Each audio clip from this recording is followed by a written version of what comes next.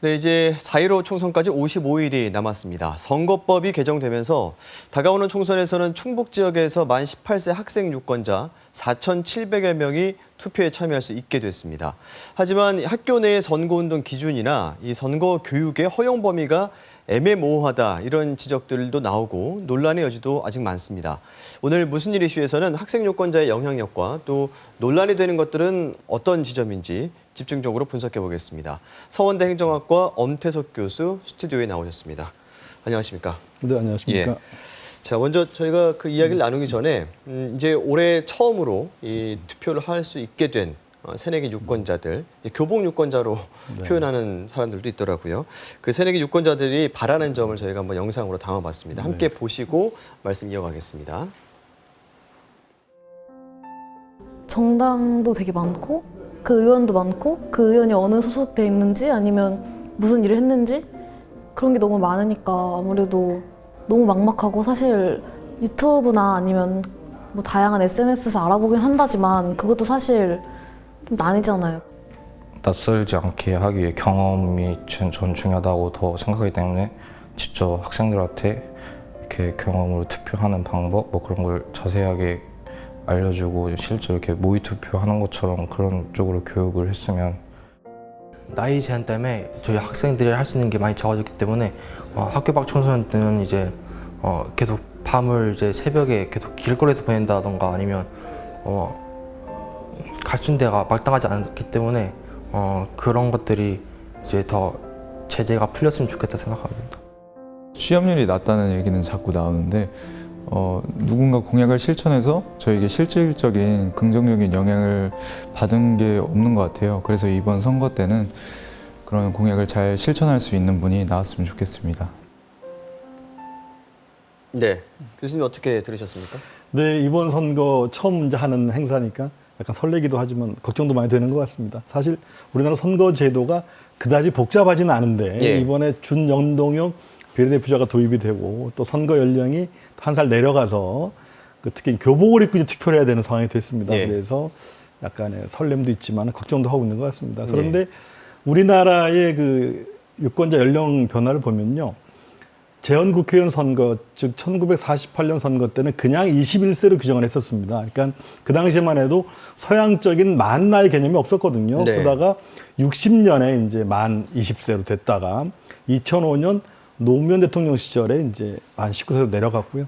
작년에 드디어 이제 만 18세로 내려갔는데 OECD 국가 37개국 가운데 18세가 아닌 나라는 우리나라밖에 없었습니다. 그리고 전 세계 국가 92% 정도가 이제 만 18세를 유권자의 나이로 정하고 있습니다. 네네. 그런 측면에서 추세를 잘 따라가고 있기는 한데 우리나라 고등학생 약 한 15만 가까이가 이제 유권자가 되었죠. 그러니까 학생들 3분의 1 정도가 이제 투표를 하게 되니까 여기에 대해서 교육부나 선관위, 교육청이 굉장히 난감해하고 또 학교 당국도 어떻게 대처해야 될지를 좀 몰라서 좀 허둥지둥되는 그런 모습은 좀 있습니다. 예. 예. 뭐 말씀하신 대로 이제 다른 나라하고 비교해 보면 추세는 그런 방향으로 가는 것이고 우리도 어떻게 보면 좀 늦은 감이 있는데 처음이다 보니까 현장에서 혼란스러운 부분이 굉장히 많은 것 같아요. 뭐 선거 교육도 좀 애매하고 어디까지 선거 운동이 허용되는 것인지도 좀 논란이 있고요. 구체적으로 어떻게 됩니까? 교내에서 이런 활동 같은 거 할 수 있습니까? 유세? 지금 선거관리위원회의 그 운영 기준을 따르면 예. 대학에도 선거운동을 하거든요. 그러니까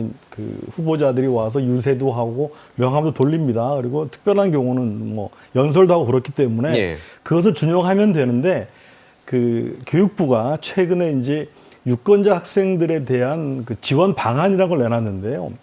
그 취지는 또 선거랑 약간 다릅니다. 예. 그러니까 학생들의 학습권 그리고 교육 공동체를 좀 보호한다는 취지에서 선거운동을 좀 제한해달라. 그것도 학교장의 재량으로 좀 제한해달라고 주장을 하고 있고요. 거기다가 교육청은 그 17개 교육청의 입장이 조금 다릅니다. 그러니까 선거운동을 좀 제한하자는 입장이 있냐 하면은 이제 대표적으로 서울, 강원, 전북은 그런 입장인 것 같습니다. 그런데 반면 또 이번에 선거교육, 선거법 안내를 적극적으로 하자라는 또 교육청이 있습니다. 이런 측면에서 교육부, 선거관리위원회, 교육청이 약간 엇박자를 예. 놓고 있어서 그것이 가장 큰 문제인 것 네. 같습니다. 예. 그러니까 말씀하신 대로 뭐 각 지역 교육청 또 네. 교육부, 선관위가 어떤 이제 기준 같은 것들도 조금씩 이제 차이가 있게 내놓는 경우도 있고 그러다 보니까 더 혼란스러운 부분이 생기는 것 같은데 그 예를 들자면 충북교육청 같은 경우에 이제 선거 추진단을 만들겠다. 네네. 예, 이렇게 이제 밝혔는데 이런 부분도 어떤 학내 선거 교육에 대한 우려를 좀 자아내는 것 같아요.